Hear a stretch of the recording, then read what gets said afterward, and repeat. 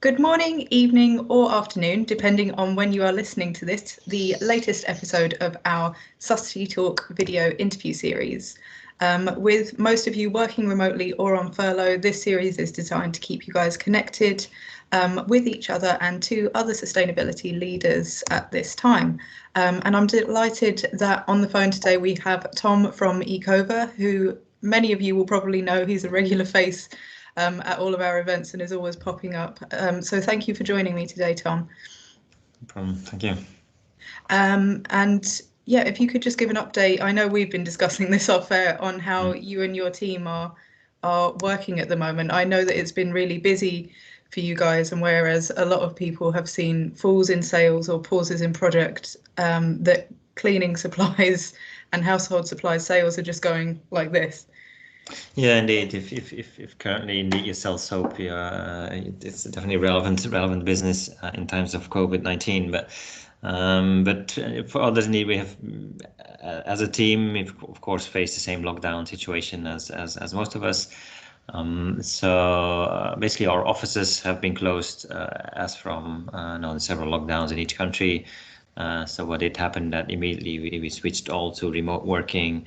And started to collaborate a lot online, which I think indeed has worked quite well so far, because like our business hasn't stopped, and like you said, we only experienced growth.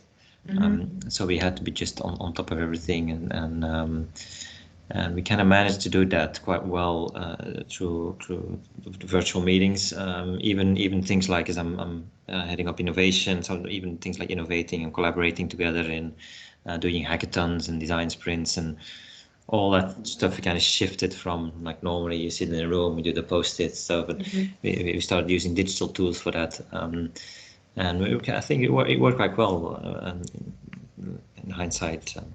And then of course we do still have the factory in Belgium, and the factory never closed down, so they are part of a kind of the essential economy to make cleaning products and soap. We could remain open the whole time, and we also started to produce the hand gel that we then distributed to hospitals and care workers. Great. And then during this time, you guys have also launched what I'm sure a lot of people will have seen rolling around on their LinkedIn, the Fertilise the Future Fund. So this is a £500,000 pot that's being made available to organisations that are innovating to promote nature-based solutions to climate and other environmental challenges. And I wanted to ask sort of how you guys came up with the strategy for that fund, and why you chose to focus on nature in that fund as well. Yeah, first of all, the strategy, it's an idea that we've been thinking about for a while, is how can we start opening up more and collaborate more with innovators across the world to have more impact. Because we know I mean the situation, so climate ecological crisis we face is huge, and we know that we cannot solve this by ourselves. And we, of course, we're also limited to the business we're in, which is cleaning product, and issues are much broader than that. So the question we raised internally was, indeed, how can we have a broader impact than just the business and the products we make, and how can we both need to start collaborating and share, I mean, our experiences that we had as a business running a kind of a sustainable business, and how can we help other people in setting up their sustainable businesses. And then as we were thinking about it, indeed, then we had the COVID-19 situation crisis hitting us, with the, I guess, the exceptional impact on us being that we sold more than actually being negatively impacted, which generated an upside in our sales, and that we said, like, that's now really an opportunity. We should not talk about this anymore and just start doing. So it came about quite quickly, because we had to react fast. Nobody saw this coming, so it was a surprise to us. And then we saw the upside, and we wanted to still bring out a relevant message, and not come with this like way past the actual crisis. So we had to react really quickly. So I think the team did a great job, and just pulling this together in a short amount of time. getting approval from a organization to indeed to free up that money, which of course wasn't budgeted for, and then put like some real content behind it and making sure that what we're doing was actually having an impact. Mm.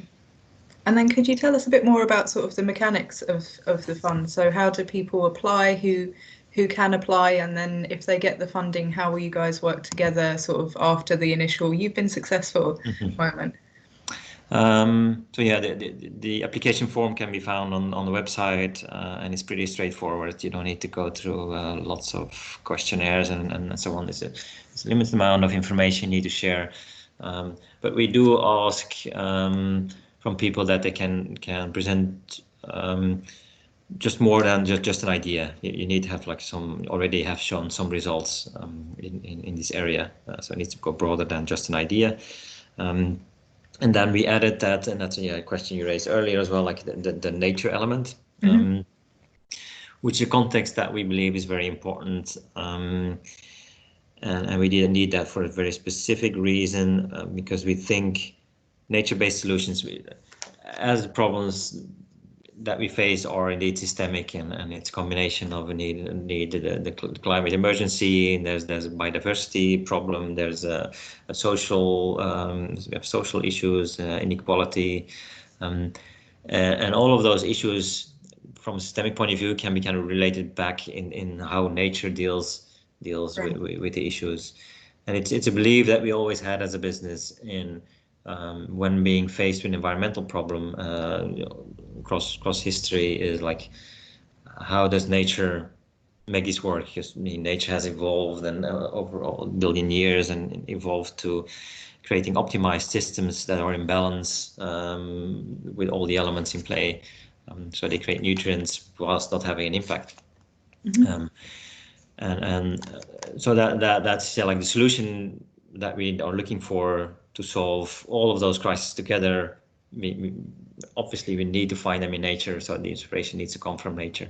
So that was the first reason. And secondly, what we also found during the crisis was that people actually started to connect more with nature again. Of course.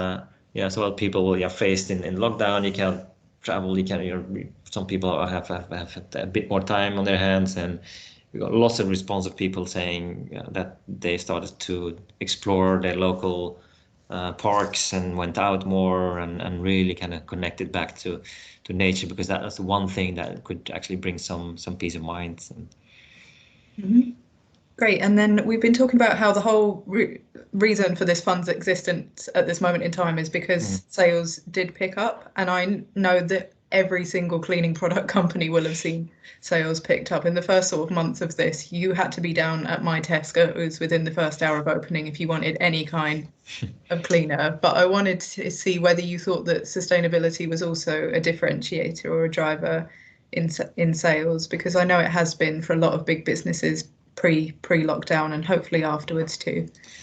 Yeah,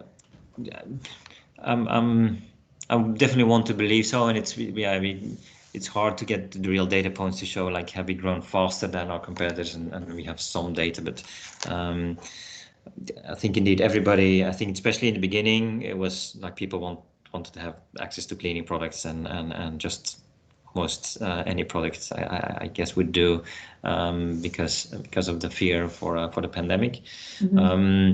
I think once that stabilized, indeed, there's still higher demand for cleaning, and at that time, I think when people have the choice, the ecological cleaners are doing quite well.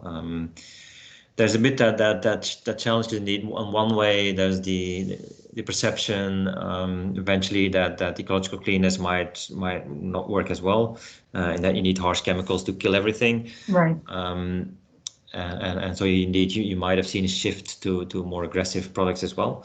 But at the same time, we got to at least confirm to a lot of people that no, like if you have a good hand sanitizer and a good cleaner, ecological cleaner, those will do. I mean, those are as effective to just get the job done and create a clean home. So hence, I think that got people comfortable with also shifting again to the ecological cleaners. And one shift that we actually were able to get some numbers on is that people got shopped a lot more down to the local smaller shops and went to their local organic shops again, and because it was kind of easier to shop and safer, like smaller spaces, not that many people in the store. And there in these organic shops, of course, often you find the more ecological cleaners as well, and that also had kind of uplift for us.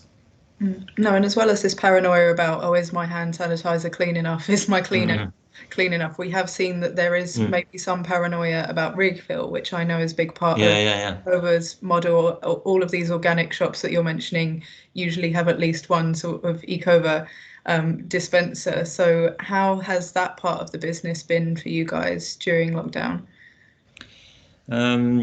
Yeah, I think our regular refill business, so I think the core of our refill business lies also in those organic shops, in the smaller shops, and I don't think we have seen a big impact there, because they're like the consumers that are convinced that refill is the solution for them, and indeed there is actually no reason why refill wouldn't work in these circumstances, because you have your own bottle, bring it to the store, and so there's no like cross-contamination that you would have there.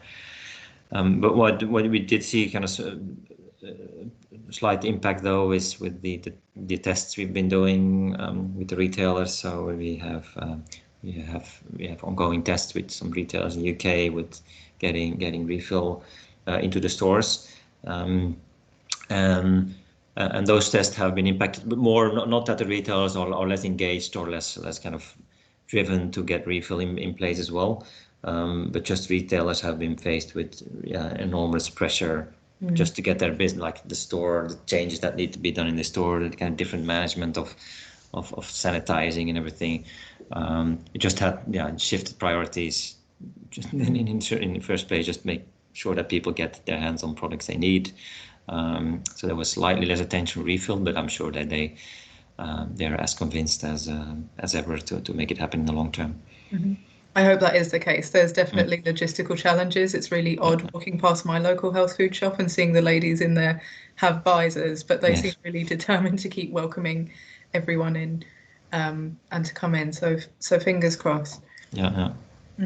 I think that's all the questions we have time for today. So I want to take the time to thank Tom again and remind you all to say thank you to you as well for tuning in, and a reminder that this is a regular series, so do stay tuned for our next episodes. Thank you.